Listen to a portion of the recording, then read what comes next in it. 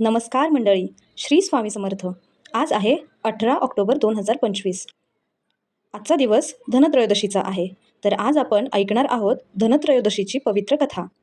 एका काळी एक राजा होता. त्याला एकच पुत्र होता. जन्माच्या वेळीच ज्योतिषांनी सांगितले की हा मुलगा 14व्या वर्षी सर्पदंशाने मरेल. राजा आणि राणी अतिशय दुःखी झाले. त्यांनी आपल्या मुलाची सर्व प्रकारे काळजी घेतली. वर्षे गेली आणि त्या मुलाचा 14वा वाढदिवस जवळ आला. त्या रात्री यमराज त्याचा जीव घ्यायला निघाले.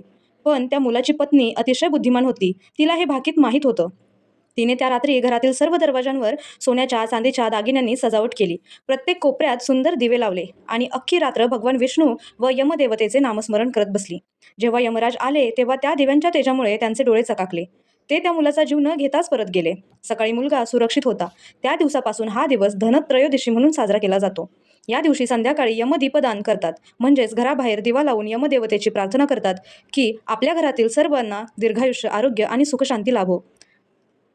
धनत्रयोदशीची म्हणजेच धन्वंतरी जयंती. भगवान धन्वंतरी समुद्र मंथनातून प्रकट झाले आणि त्यांनी मानवजातीला आरोग्याचा वर दिला. म्हणून या दिवशी आरोग्य आणि संपत्ती व आनंदासाठी प्रार्थना केली जाते.